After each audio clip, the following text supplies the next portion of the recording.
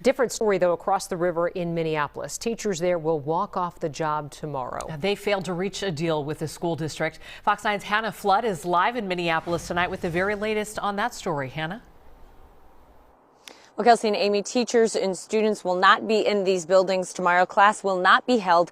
Instead, around 4,500 teachers and other staff members will hit the picket lines at 7:30 in the morning tonight, saying that negotiations with the district have just not gotten as far as they would like. And when you have thousands of people saying we will go without pay so that our kids can have the schools they deserve, you know that something is wrong in the Minneapolis Public Schools. Minneapolis Federation of Teachers leaders say they recognize the impact school closures will have on families.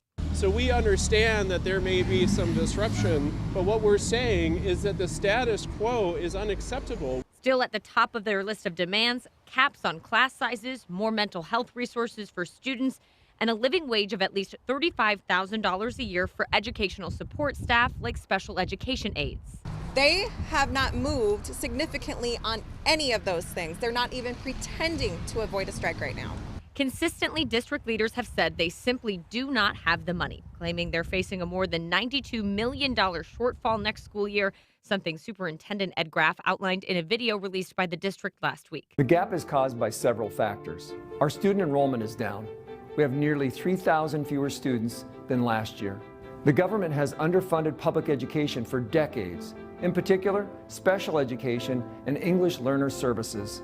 The cost of running our schools continue to increase. Some of that shortfall will be eased by federal COVID relief funds, but union leaders say the district should consider how to better use the money they already have instead of looking at their demands as extra costs. We're not here saying that our schools are fully funded. What we're saying is we need to do better with the resources we have. Now, something that union leaders are emphasizing tonight, they want long-lasting changes, not temporary contract changes that they'll have to negotiate again once the next contract is up. And tonight, Minneapolis Public Schools is responding to this decision for the union to go on strike. In a statement, they say, quote, "While it's disappointing to hear this news, we know our organization's mutual priorities are based on our deep commitment to the education of Minneapolis students.